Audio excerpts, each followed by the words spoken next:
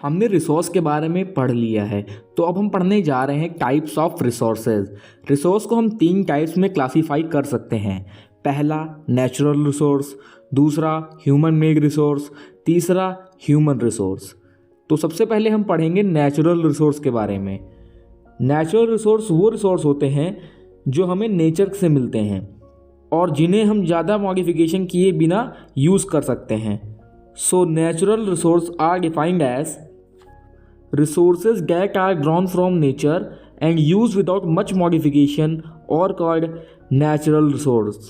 For example, air जो हमारे survival के लिए बहुत ही इंपॉर्टेंट है and water which is also very important. अब डिफिनेशन में मैंने एक लाइन यूज़ की है विदाउट मच मॉडिफिकेशन। इसका क्या मतलब है? जैसे आप पानी पीते हो तो डायरेक्ट नदी तालाब से तो पी नहीं लेते हो, उससे पहले आप फिल्टर करते होगे। काफ़ी लोगों के घर में आरओ भी लगा होगा, तो आरओ का काम होता है पानी को फिल्टर करना। अब आरओ आपके पानी को कोल्ड ड्रिंक तो बना नहीं देगा, रहेगा तो पानी है ना, बस थोड़ा सा साफ़ हो जाएगा। तो यही मतलब है विदाउट मच मॉडिफिकेशन का। तो हम वापस आते हैं अपने टॉपिक पर।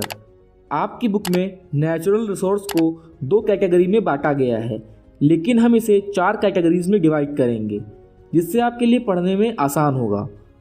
पहली कैटेगरी है on the basis of level of development, दूसरी कैटेगरी है on the basis of origin, तीसरी है on the basis of renewability, चौथी है on the basis of distribution. तो ये बेसिकली 4 कैटेगरीज के बारे में हमें पढ़ना है, तो हम बारी बारी से पढ़ेंगे। On the basis of level of development, इसके अकॉर्डिंग नेचुरल रिसोर्स 2 टाइप के हो सकते हैं, एक्चुअल और पोटेंशियल। एक्चुअल रिसोर्स वो रिसोर्स होते हैं जिन्हें हम करेंटली यूज़ कर रहे हैं और हमें उनकी क्वांटिटी पता होती है। फॉर एग्जांपल कोल डिपॉजिट, कोल की हमें क्वांटिटी पता है और इसे हम करेंटली यूज़ भी कर रहे हैं, तो ये एक एक्चुअल रिसोर्स है। पोटेंशियल रिसोर्स वो रिसोर्स होते हैं जिनका यूज़ क्या है और वो कितनी क्वांटिटी में प्रेजेंट हैं वो हमें पता नहीं है, लेकिन ये हम अज्यूम करते हैं कि शायद वो कभी फ्यूचर में काम आएंगे। For example uranium deposit in Ladakh. On the basis of origin, origin की बेसिस पर रिसोर्स 2 टाइप के हो सकते हैं, बायोटिक और abiotic. Biotic resource is living resource, मतलब वो रिसोर्स जिनकी लाइफ होती है, जैसे plants and animals. Abiotic resource is non living thing, वो रिसोर्सेज जिनकी लाइफ नहीं होती है, जैसे soil, books, rocks, furniture etcetera. On the basis of renewability, इसके अकॉर्डिंग रिसोर्सेज 2 टाइप के हो सकते हैं, रिन्यूएबल रिसोर्स और non renewable resource. Renewable resources are those which get renewed और रिप्लेनिश क्विकली।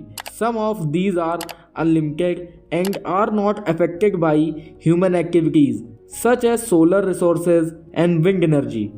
मतलब वो रिसोर्सेज जो ज़्यादा मात्रा में अवेलेबल हैं और उनको हम बिना किसी रिस्क के यूज़ कर सकते हैं, जैसे solar energy, wind energy, water, soil, forest.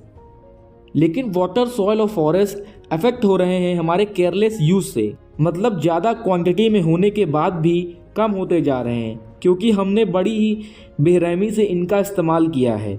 जैसे हमें दिखता है कि पानी एक अनलिमिटेड रिन्यूएबल रिसोर्स है, लेकिन पीने योग्य पानी बहुत ही कम है।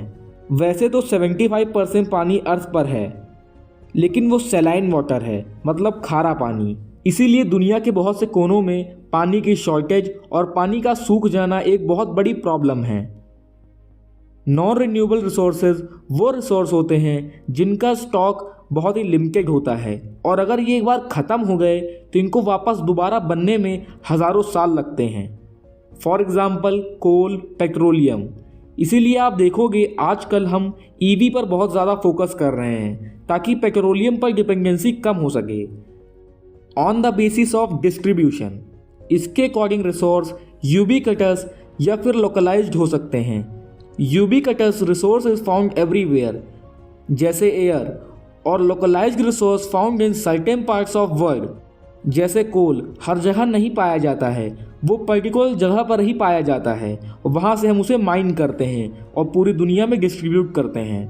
तो हमने कवर कर लिया है नेचुरल रिसोर्सेज।